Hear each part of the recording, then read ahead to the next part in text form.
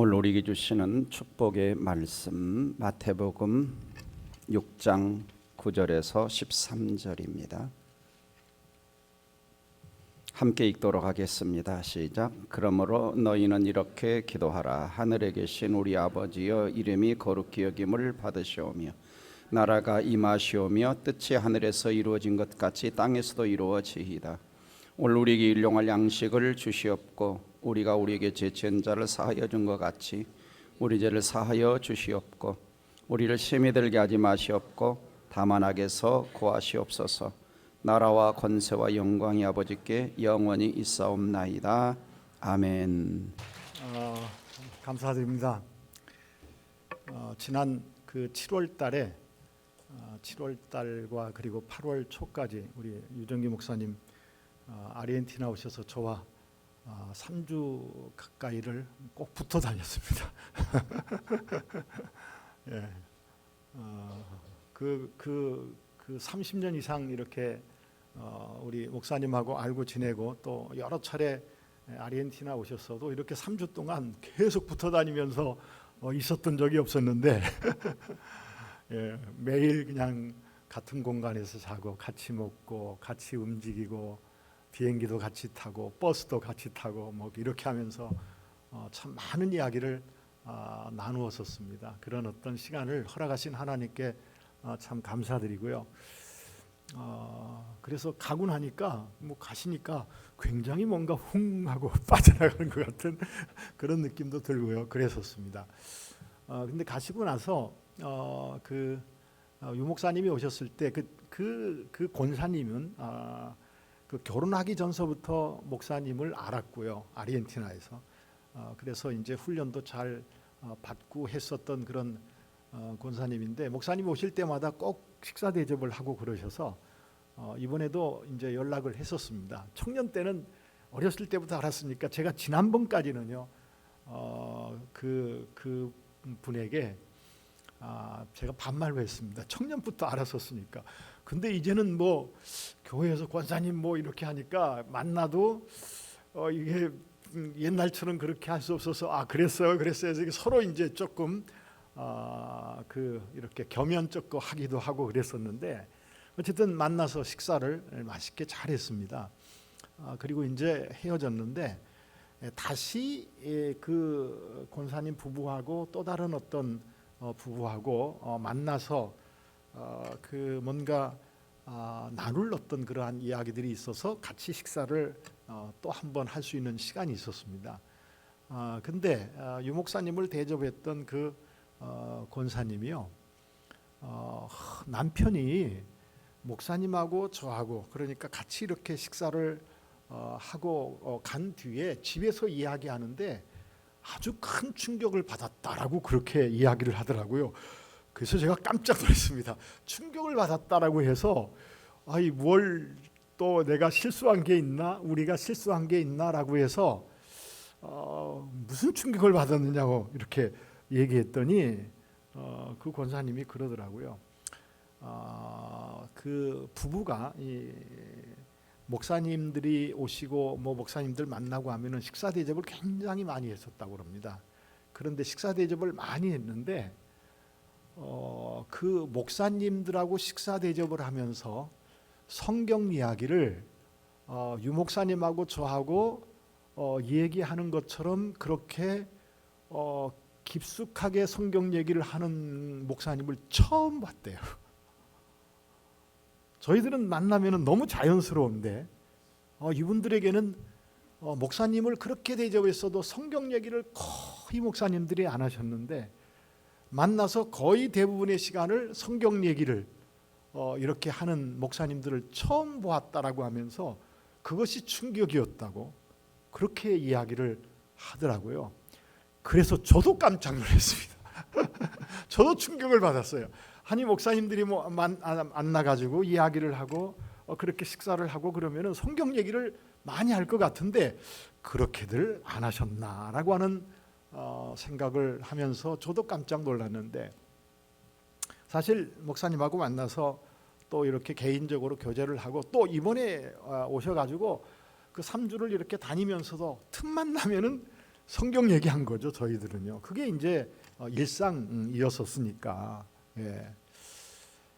근데 늘 시간이 흘러가고 하면서 제 마음에 느끼는 어떤 느낌, 그리고 또 제가 많은 곳에 다니면서 여러분들을 만나고 또 그렇게 하면서 그 시간을 갖고 또 성경을 지금도 계속 어디를 가든지 저는 성경을 가르치지 않습니까? 지금도 한국에 나와 있든지 어디에 가든지 일주일에 두세 번은 그 줌으로 제가 어디에 갔든지 뭐 터키에 있을 때도요.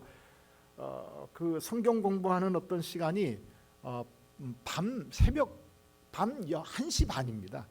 그래도 할 수만 있으면은 저는 그 시간에 조금 쉬었다가 일어나서 성경을 강의하고요.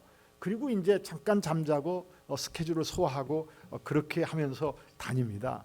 근데 어쩔 수 없는 상황이면은 그렇게 하지 못하는 어떤 경우도 있지만은 할 수만 있으면은 그 시간을 지키려고 애를 쓰기도 합니다. 그런데 제가 그렇게 하는 이유는요. 시간이 지나면 지날수록 제 마음에는 정말 성경 말씀으로 성도들 한 분 한 분 그리고 교회가 다시 리셋하는, 그러니까 왜 컴퓨터 뭐 이렇게 다시 리셋하잖아요. 그것처럼 완전히 성경 말씀으로 그렇게 해야 될 필요가 저에게는 너무 많이 보여지는 것 같습니다. 오늘 그 주기도문에 대한 이야기를 여러분들과 같이 나누어야 할 텐데요. 이 주기도문에 대하여서 자세하게 말씀을 드리고자 제가 이 본문을 택한 것은 아닙니다. 교회의 발을 디디기 시작하면서 제일 먼저 그 성도님들에게 접하는 것이 예수님께서 가르쳐 주신 기도 아닙니까? 이것은 뭐 모든 분들이 외워야 되는 것 중에 하나이고요. 사도신경과 더불어서. 그런데 예수님께서 가르쳐 주신 어떤 그 기도의 내용과 우리가 하나님 앞에서 기도하는 어떤 그 기도의 내용과는 너무나도 동떨어진 가운데서 기도하는 것들이 일상화되어 있습니다. 그리고 예수님께서 가르쳐 주신 이 기도는 그냥 하나의 주문처럼 외워지는 것이지, 이 예수님께서 가르쳐 주신 어떤 이 기도의 내용이 기초가 되어지고 뿌리가 되어져서 기도하시는 분들이 제가 볼 때는요 대부분이 아닌 것 같습니다. 그래서 우리 여기 동백사랑의 교회 성도님들은 그동안 이제 목사님을 통하여서 성경을 많이 배우고 또 제자 훈련도 받으시고 그리고 또 성경 공부를 굉장히 많이 이렇게 목사님이 시키시는 걸로 저는 알고 있는데요. 그래서 많은 분들이 이제 바르게 기도하신다고 저는 믿고 있습니다. 그러나 다시 한번 또 이런 시간을 통하여서 점검해 가시면서 과연 내가 하는 기도와 그리고 성경에서 예수님께서 가르쳐 주시는 어떤 기도의 내용과는 일치되는지 일치되지 않는지 다시 한번 점검해 보는 그런 시간이 되었으면 좋겠다 싶은 마음이 들어서 이 본문을 택해서 1부와 2부 예배 시간에 조금 부분이 조금 나뉘어지지만 말씀을 드려보려고 합니다. 그런데 이 예수님께서 가르쳐 주신 이 기도의 내용을 오늘 자세하게 말씀드릴 수는 없습니다. 자세하게 말씀드리려면은 굉장히 많은 어떤 시간들이 우리에게 필요하고, 그렇지만 그런 어떤 큰 그림 속에서 예수님께서 가르쳐 주신 이 기도는 어떤 내용일까? 어떤 내용을 따라서 예수님께서 기도하라고 말씀하셨을까라고 하는 것을 우리가 같이 한번 생각해 보고 싶어서입니다. 그런데 그렇게 이 예수님께서 가르쳐 주신 이 기도의 내용을 우리가 바르게 이해하기 위해서는요, 하나님 나라를 바르게 이해하지 않고서는 이 기도의 내용을 올바르게 생각할 수 없을 것입니다.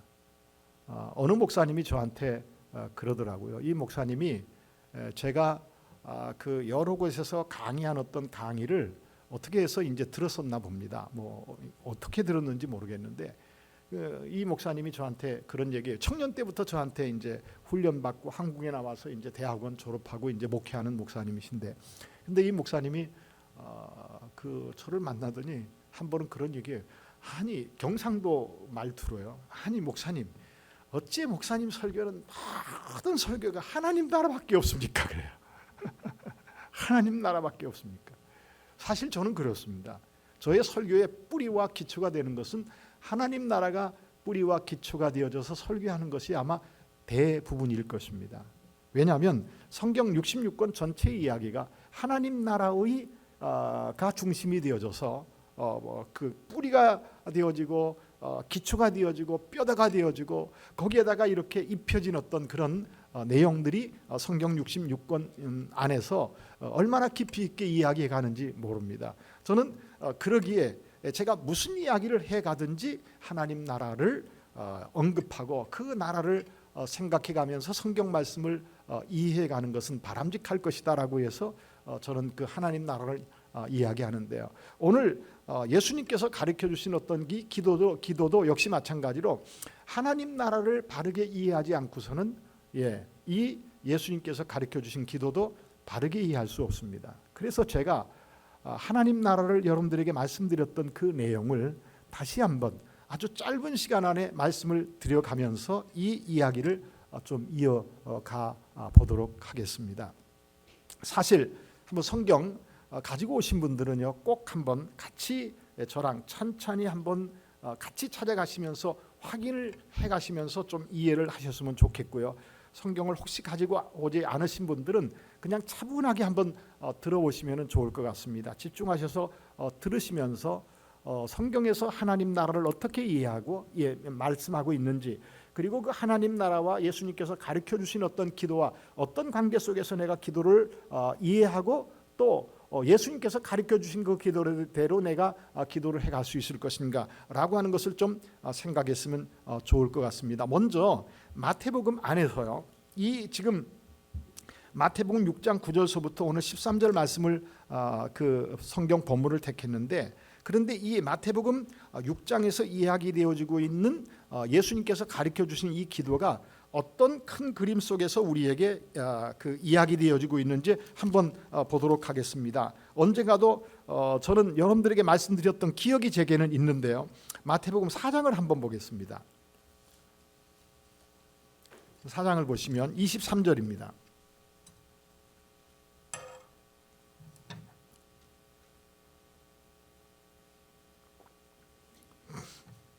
(4장 23절) 예수께서 온 갈릴리에 두루 다니사 그들의 회상에서 무엇이죠? 가르치시며, 그리고요 천국 복음을 전파하시며, 그리고 백성 중에 모든 병과 모든 약한 것을 고치셨다, 그렇게 말하죠. 그러면서 이제 수리아 모든 지역에서 모든 사람들이 찾아오는 사람들에게 병든 자도 고치고, 그리고 예수님께서는 그들을 가르치시면서 그 천국 복음을 전파하시는 어떤 그런 이야기가 마태복음 4장 23절서부터 이야기되어지는 것을 성경은 말합니다. 그런데 9장 가볼까요? 9장이요. 9장입니다. 35절이요. 그 4장 23절에서 이야기했었던 그 이야기를 9장 35절 보세요. 9장 35절. 네. 자, 거기도 이렇게 말하죠. 예수께서 모든 도시와 마을에 두루 다니사 그들의 회당에서 뭐 하시죠? 가르치시며, 그리고요 천국 복음을 전파하시며, 그리고요 모든 병과 모든 약한 것을 고치시니라라고 이야기합니다. 그러니까 마태복음 4장 23절서부터 9장까지의 이야기는 바로 이 세 가지의 내용이 이야기되어진 거죠. 예수님께서 이것저것 모든 곳으로 다니시면서 그들의 회당에서 뭐 하십니까? 가르치셨어요. 그리고요 두 번째로 천국 복음을 전파하셨습니다. 그리고 모든 병과 모든 약한 것을 고치셨습니다. 그러면은 예수님께서 사역하신 어떤 사역의 중심 안에서 자, 가르치셨다, 천국 복음을 전파하셨다, 그리고 병과 모든 병과 약한 것을 고치셨다라고 하는 이야기로 압축되어질 수 있겠죠.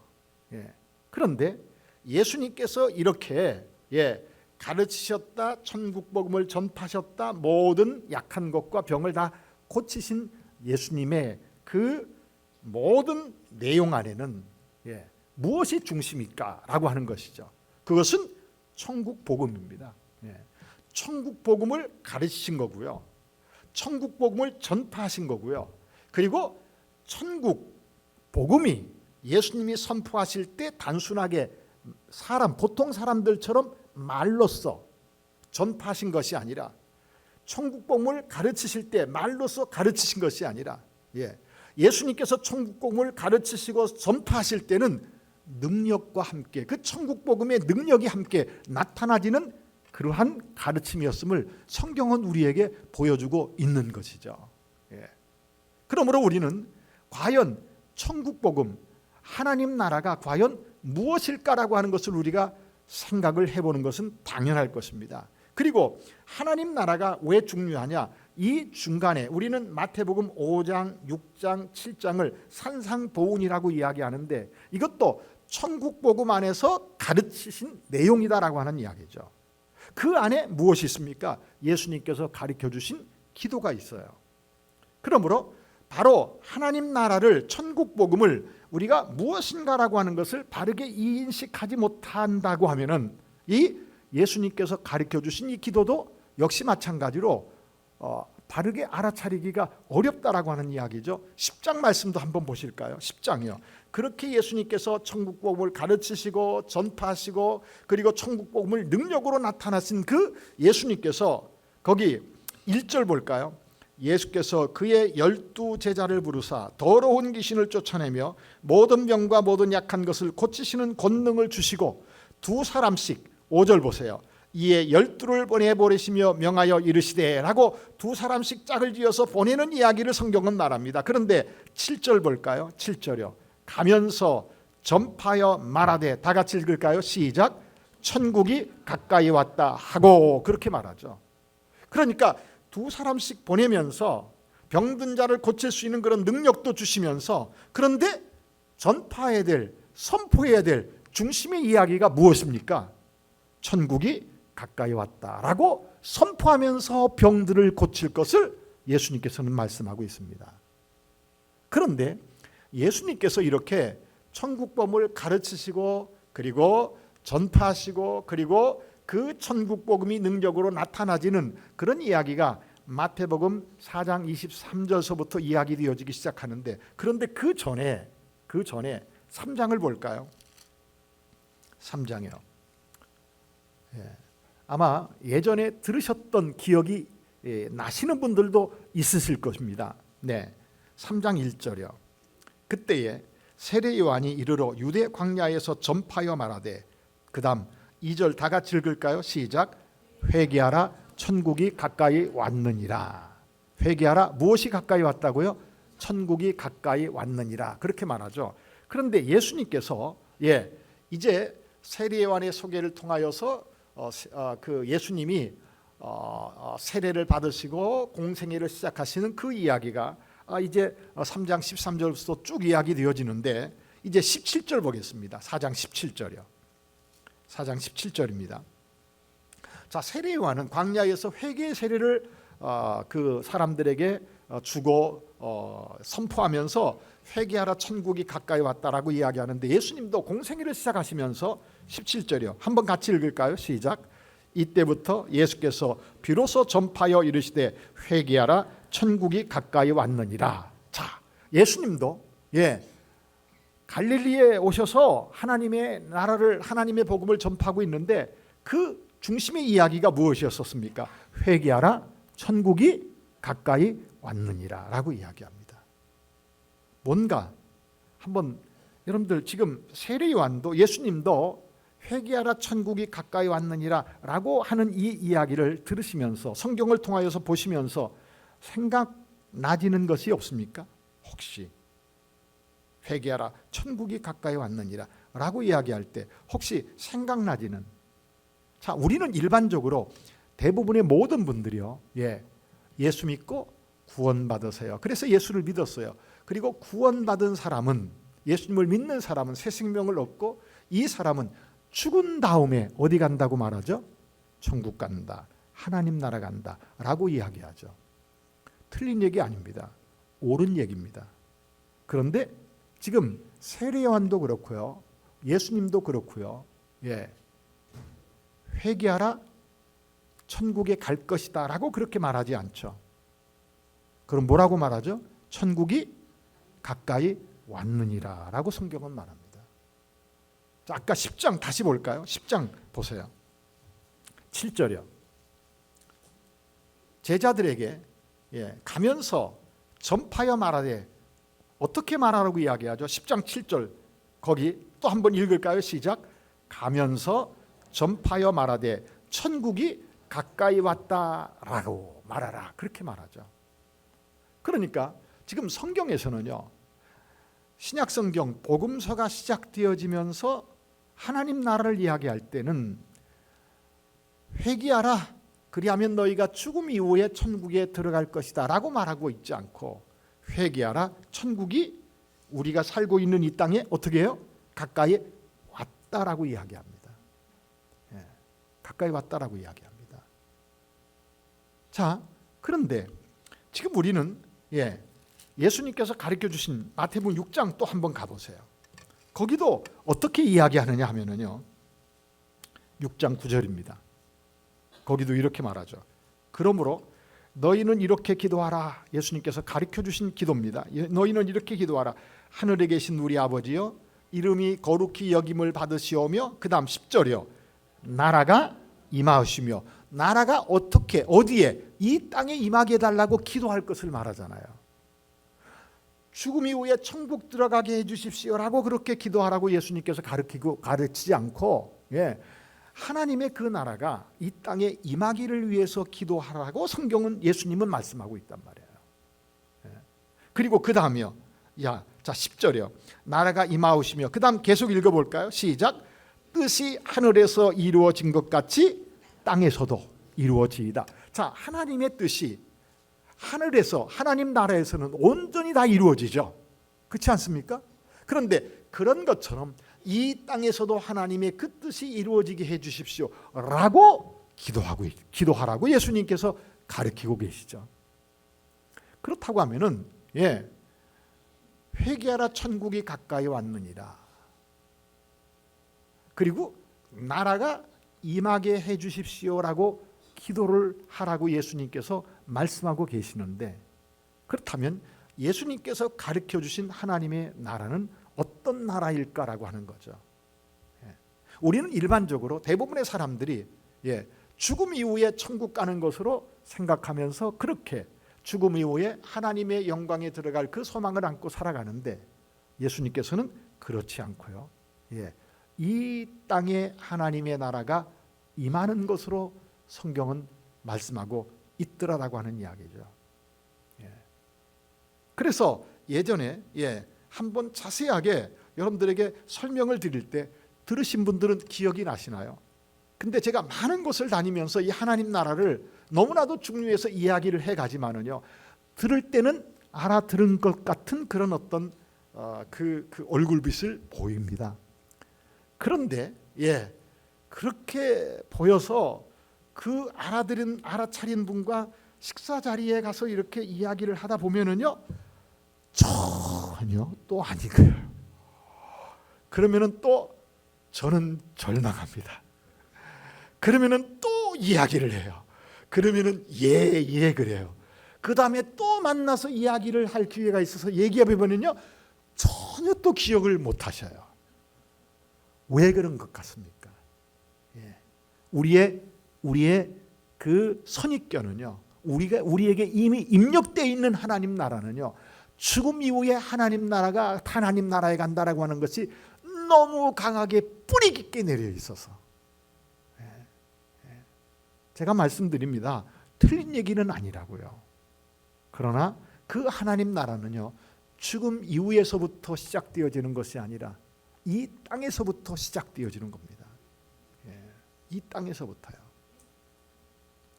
자, 먼저 누가복음을 한번 또 볼까요? 누가복음입니다. 17장이요. 제가 하나님 나라를 이야기할 때, 이런 본문 이야기를 이야기할 때 이야기하는 이유가 하나 있습니다. 조금은 더 쉽게 이해할 수 있기 때문입니다. 그러나 전체 이야기가 하나님 나라의 얘기입니다. 사실은요. 누가복음 17장이요. 20절 볼까요? 누가복음 17장 20절입니다.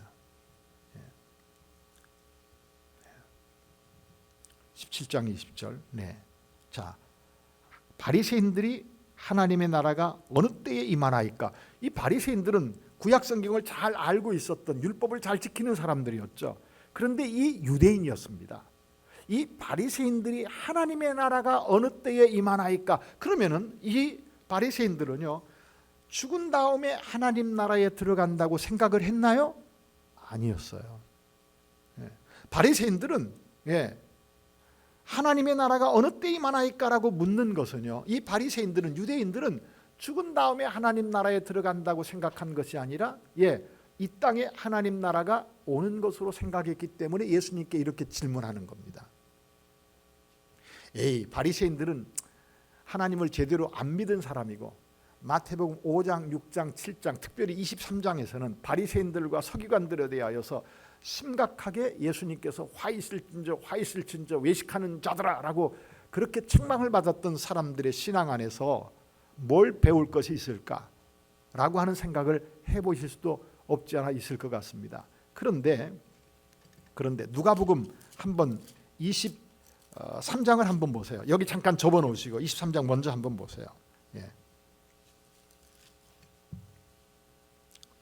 자, 50절 볼까요? 17장은 접어놓으시고 23장 50절 보세요. 자, 공의 의원으로 선하고 의로운 누가 있었어요? 요셉이요. 자, 우리가 흔히 이렇게 말하죠. 아리마대 사람 요셉, 그렇게 말하죠. 자, 공의의원으로 굉장히 성공한 사람이에요. 보통 사람들이 볼 때. 그리고 부자라고 우리가 일반적으로 알고 있지 않습니까? 그런데 이 사람이 선하고 의로운 사람이다. 그렇게 성경은 소개하고 있습니다. 자, 51절이요. 그들이 결의와 행사에 찬성하지 아니한 자라. 그러니까 예수님을 십자가에 못 박는 일에 반대한 사람이었습니다. 그런데 한 사람에 의하여서 한 사람의 목소리가 69명의 목소리를 바꾸지 못했습니다. 자, 51절 계속 그들의 결의와 행사에 찬성하지 아니한 자라. 그는 유대인의 동네 아리마대 사람이요. 그 다음 보세요. 다 같이 읽을까요? 시작. 하나님의 나라를 기다리는 자라. 그렇게 말합니다. 그러니까 구약 성경에서는요, 하나님의 나라가 죽은 다음에 임하는 것으로 말씀하고 있지 않고, 구약 성경에서는요, 하나님의 나라가 이 땅에 임하는 것으로 말하고 있기 때문에 유대인들은 하나님 나라를 이야기하면서 죽은 다음에 가는 나라로 이해한 것이 아니라 이 땅에 하나님 나라가 임하는 것으로 그들은 알아차리고 있었단 말이에요.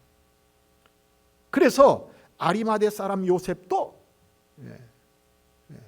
이 사람도 하나님 나라를 기다리고 있었고요. 바리새인들도 예수님께 질문을 할 때 하나님의 나라가 어느 때 임하나이까라고 물어보고 있었더라라고 하는 거죠. 그때 예수님께서 책망하지 않으셨어요. 그 바리새인들의 대답에 차분하게 대답해 가신 겁니다. 자, 20절 다시 볼까요? 이제 17장 20절로 다시 돌아오셔서 다시 볼까요? 바리새인들이 하나님의 나라가 어느 때 임하나이까 묻거늘 예수께서 대답하여 이르시되 하나님의 나라는 볼 수 있게 임하는 것이 아니다. 그렇게 말합니다. 볼 수 있게 임하는 것이 아니다. 그리고 21절이요. 또 여기 있다 저기 있다가도 못하리니 그렇게 말하죠.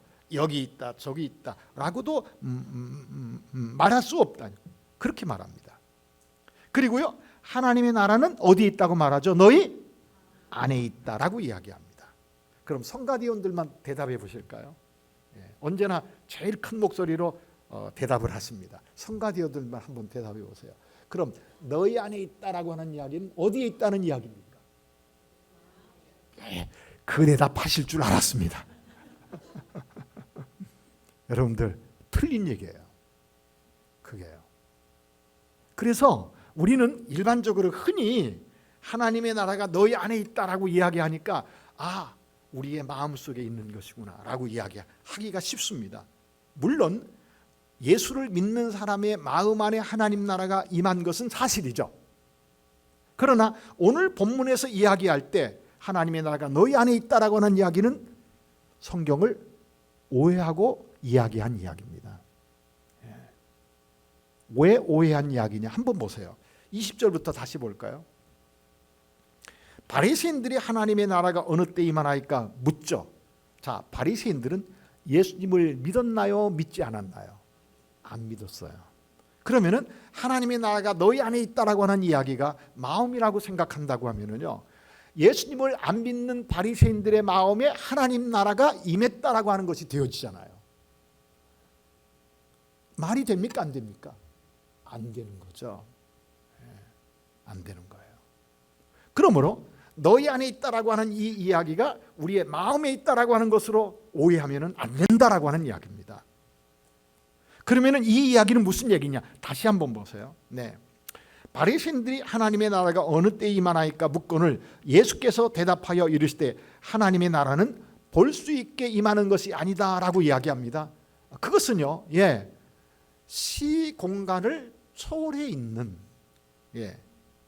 우리의 생각과 우리의 개념 속에 눈에 보여지는 어떤 그런 나라가 아니다라고 성경은 말하고 있죠. 여기 있다 저기 있다고도 못하리니라고 하는 그 이야기도 우리의 어떤 시간과 장소를 초월해 있는 하나님의 나라를 성경은 말하는 거죠, 사실은요.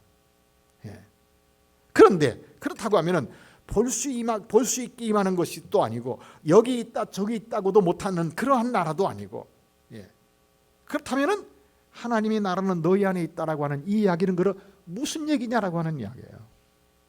이 이야기는요, 너희 가운데 하나님의 나라가 이미 와 있다라고 하는 이야기죠.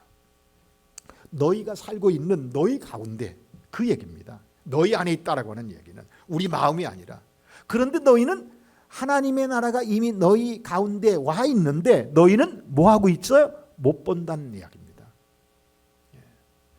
알아차리지 못한다라고 하는 이야기입니다. 그러면은 이 이야기는 과연 어떻게 이해해야 될 것이냐라고 하는 거죠. 여기 있다 저기 있다고도 못한다. 볼 수 있게 임하는 것이 또 아니다. 그런데 너희가 살고 있는 너희 가운데 이미 와 있다라고 이야기하는데, 과연 이 이야기는 무슨 얘기냐라고 하는 거죠. 무슨 얘기냐라고 하는 거예요. 기왕 누가복음 찾았으니까 누가복음 안에서 한번 볼까요? 누가복음 안에서요. 11장 보세요. 11장이요. 누가복음 11장에서도 사실은 예수님께서 가르쳐 주신 기도를 이야기하고 있는데, 자, 20절 볼까요? 누가복음 11장 20절입니다. 누가복음 11장 20절이요. 찾으셨죠?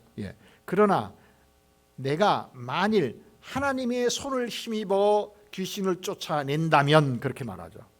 자, 그러나 내가 만일 하나님의 손을 힘입어 귀신을 쫓아낸다면, 그러면은 이 귀신은 하나님께 속한 세력입니까? 사단에게 속한 세력입니까? 사단에게 속한 세력이죠. 귀신은요. 그렇죠? 그런데 예수님께서 하나님의 손을 힘입어, 마태복음 12장 28절에서는요, 이 이야기가 하나님의 손을 성령을 힘입어로 그렇게 이야기되어집니다. 그러니까 성령을 힘입어 귀신을 쫓아낸다면 하나님의 나라가 이미 너희에게 어떻게 했다고요? 임했다라고 이야기하는 거죠. 그러면은 하나님의 나라는요, 하나님의 나라는 이미 임해서 하나님의 능력이 이미 임해서, 귀신에게 사로잡혀 있었던 그 사람을 자유케 가는 일을 하고 있는 거죠. 자, 예를 하나 들어볼까요? 자, 귀신에 사로잡혀 있는 사람이 있습니다. 그러면은 이 귀신에 사로잡혀 있는 이 사람의 삶은 누가 지배하고 있는 거죠? 사단이 지배하고 있는 거죠. 사단이 지배하고 있어요. 그런데 예수님께서 오셔서 그 사단이 지배하고 있는 그 사람 속에 있는 그 귀신을 성령을 통하여서 쫓아내는 겁니다. 쫓아내시고, 그러면은 누가 그 안에 들어가시죠? 성령님께서 그 안에 들어가실 때, 그러면 이 사람은 누구의 지배를 받기 시작하는 거죠? 성령의 지배를 받기 시작하는 거죠. 자, 그 상황을 가리켜서 성경은 뭐라고 말하죠? 하나님의 나라가 이미 너희에게 임했다라고 이야기하는 거죠.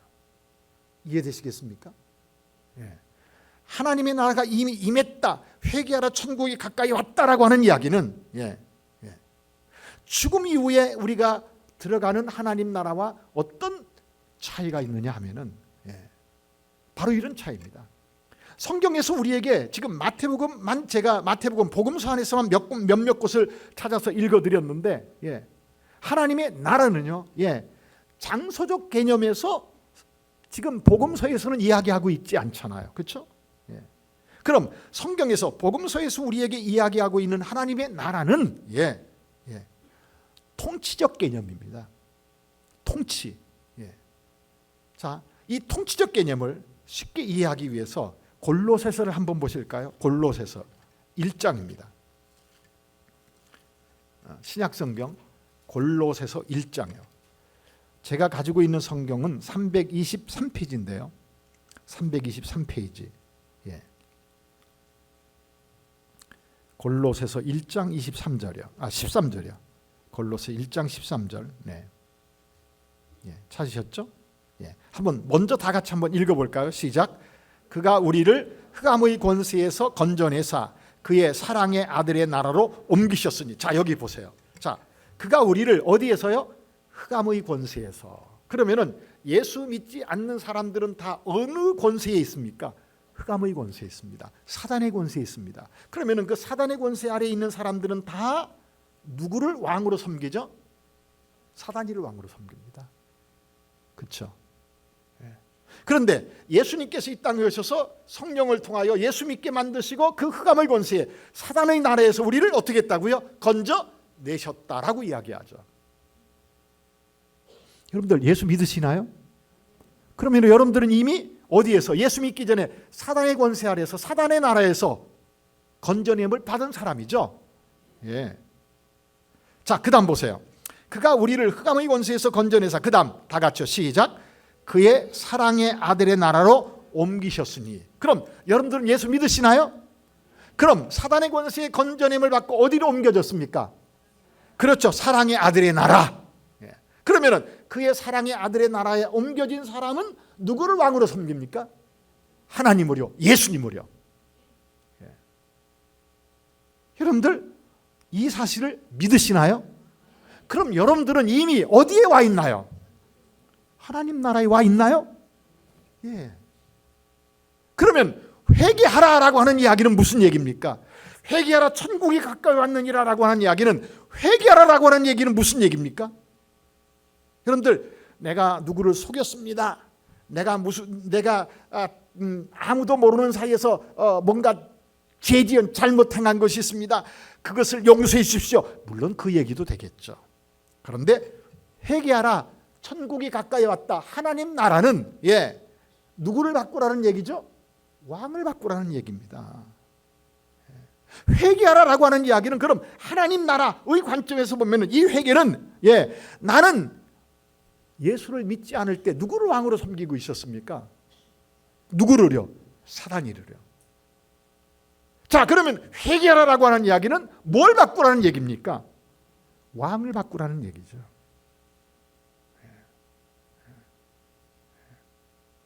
내가 사단이를 왕으로 섬기고 그렇게 할 때는 나도 모르게 예수를 믿지 않을 때 나도 모르게 사단의 권세 아래서 사단이를 나도 모르게 섬기고 있었을 그때는요, 내가 어떻게 살았느냐, 그것을 에베소서 2장에서는 너무나도 잘 이야기합니다.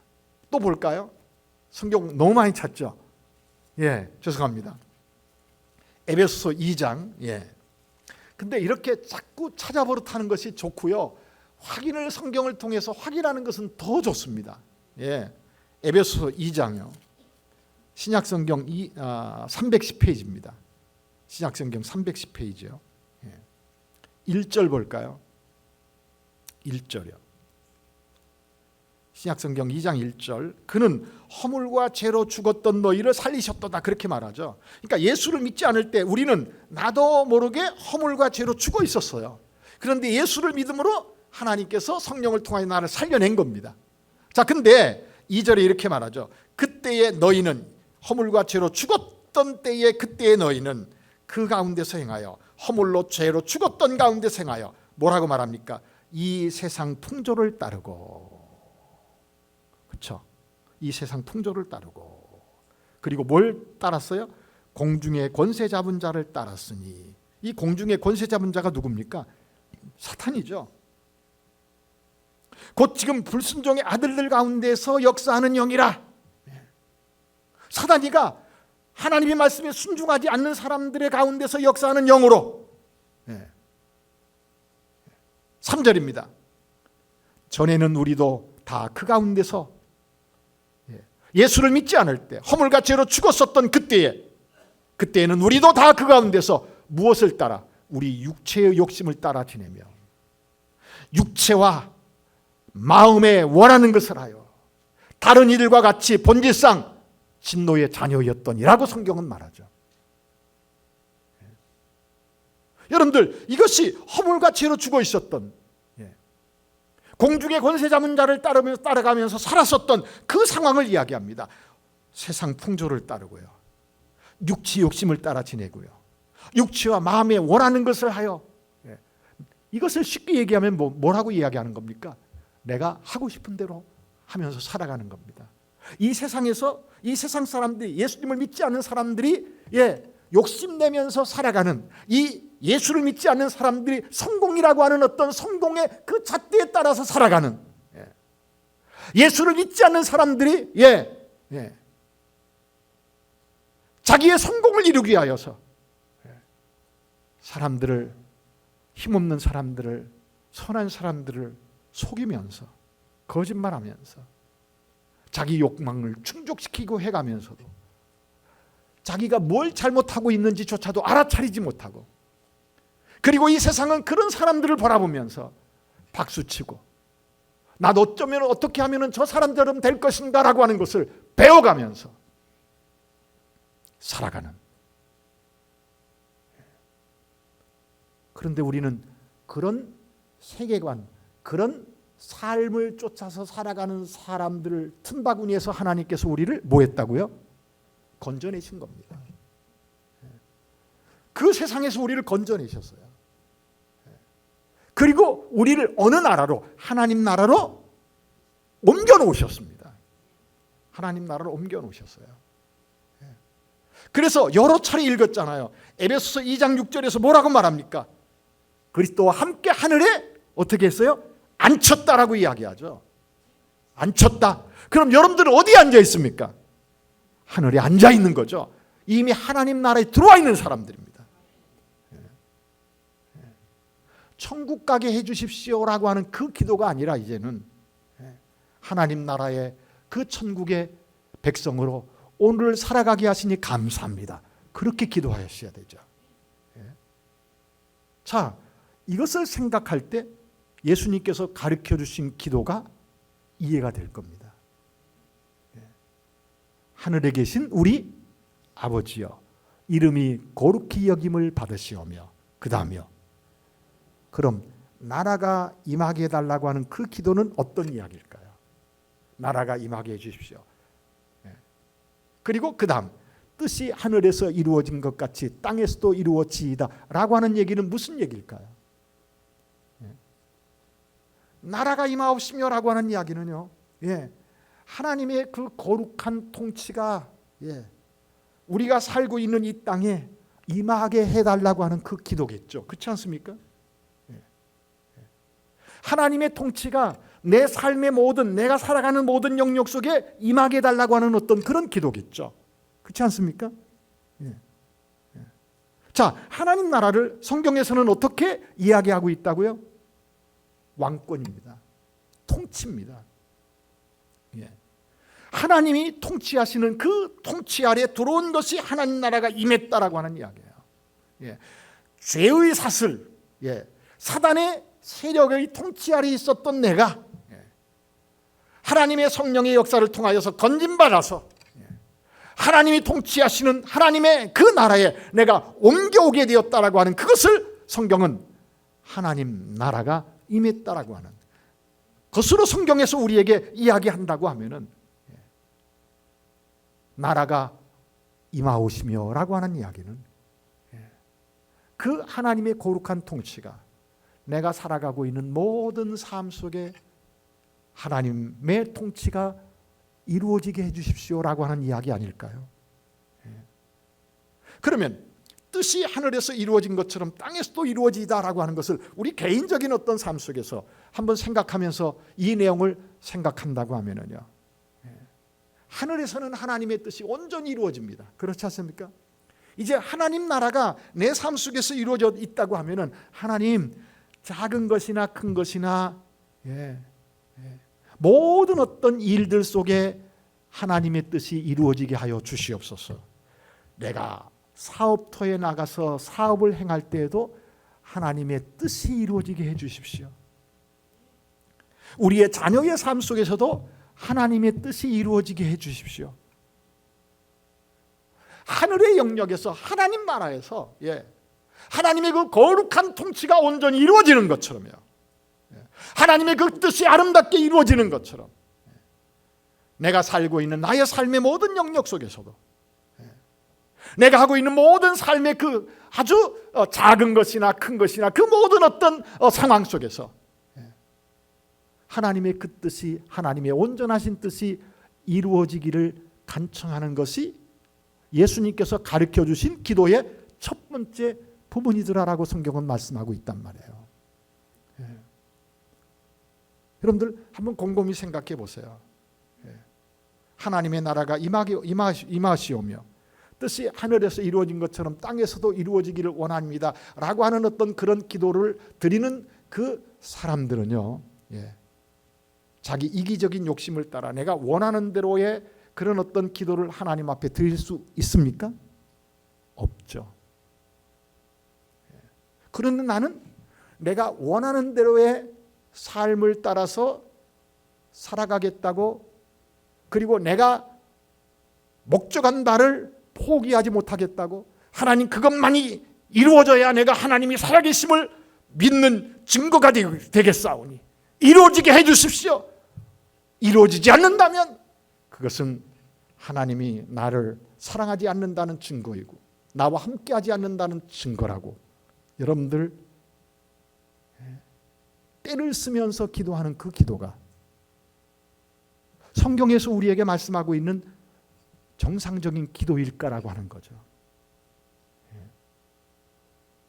그것이 정상적인 기도일까라고 하는 거예요.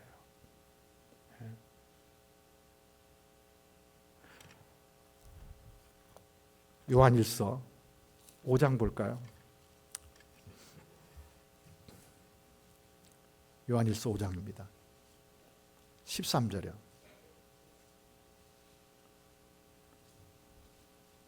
요한일서 5장 13절. 393페이지네요.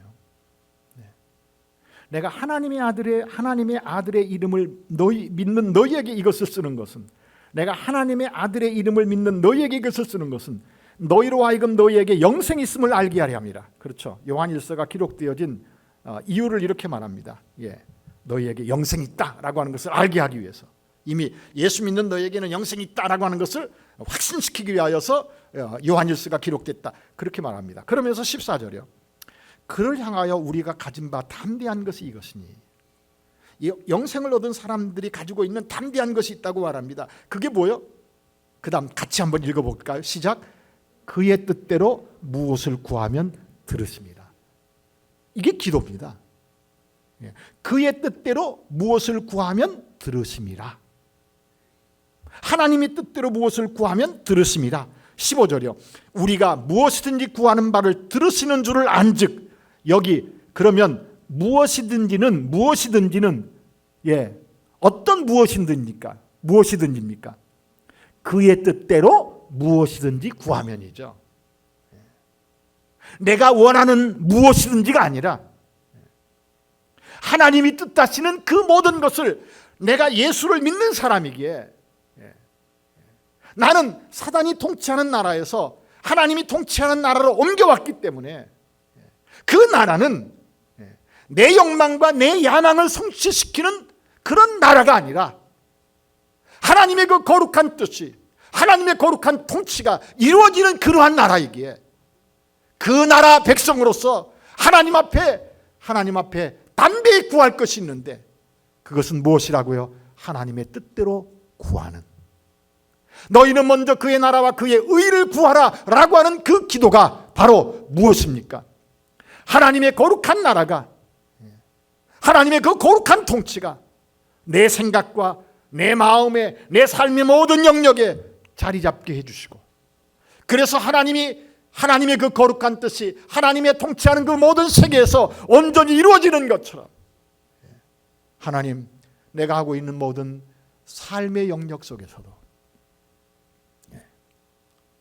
하나님의 그 뜻만이 이루어지게 해 주시옵소서. 이것이 예수님께서 가르쳐 주신 1차적인 기도의 내용이란 말입니다. 여러분들, 이것만 잘 생각하고 있다고 할 생각만 해도요, 나는 내 욕심을 따라 기도하지 않을 겁니다. 내 신앙의 초점이 나에게 맞춰지지 않게 될 겁니다. 누구에게 맞춰질까요? 하나님께 맞춰질 겁니다. 신앙이 성숙한 사람은요, 신앙이 잘한다라고 하는 것은요, 내 욕심을 포기해가는 사람입니다.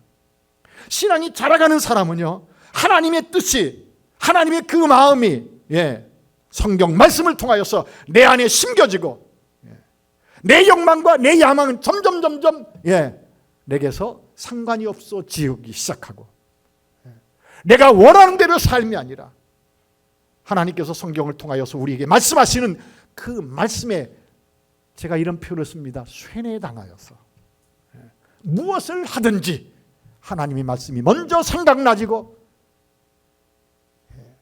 내 뜻대로 하려고 치면은 괴롭고 힘들고, 내 중심적으로 살아가는 삶이 이제는 싫어지고, 하나님의 말씀대로 사라져가는 것이 이제는 익숙해져 가면서, 오늘 예수님께서 가르쳐 주신 그 기도가 바로 그것으로부터 출발되어진다라고 하는 이야기죠. 하나님을 이용해서 나를 높여가는 것이 아니라 나의 모든 삶을 통하여서 하나님의 이름이 높아져 가게 되어지고요, 그 영광을 따라서 살아가는, 정말 하나님 중심적인 어떤 신앙의 내용을 쫓아서 사라져갈 수 있도록 하나님이 우리를 건져냈는데, 그 나라 백성이 되게 했는데 여전히 우리는 세상 나라의 욕망과 야망을 쫓아서 살아간다고 하면은요, 하나님, 이것이 잘못되었네요. 이것 버릴 수 있게 해주십시오 라고 하는 기도가 1차적으로 예수님께서 가르쳐 주신 그 기도의 첫 번째 부분이다 라고 하는 이야기죠. 힘드십니까? 교회 괜히 왔네. 기도할까요? 살아계신 우리 아버지시여, 정말 예수님께서 가르쳐 주신 이 기도가 우리의 생각 속에, 우리의 마음 속에 자리 잡게 하여 주시어서 예수님께서 기도하셨던 것처럼, 아버지여, 할 수만 있으면 이 자를 내게서 옮겨 주옵소서. 그러나 내 뜻대로 마옵시고 아버지의 뜻대로 되기를 원합니다 라고 그렇게 기도할 수 있도록 우리 모두에게 성령의 충만함을 덧입혀 주시옵소서. 그래서 주의 뜻대로 하나님의 그 거룩한 나라가 우리의 삶 속에 아름답게 자리 잡아가게 하시고, 그래서 우리의 삶을 통하여서 하나님께 영광이요, 하나님의 살아계신 삶의 흔적들이 사랑하는 동백사랑의 교회 성도들 모두에게, 모든 성도들의 삶 속에 아름답게 남겨갈 수 있도록 축복하시고 은총을 베풀어 주시옵소서. 예수님 이름으로 기도하였습니다. 아멘.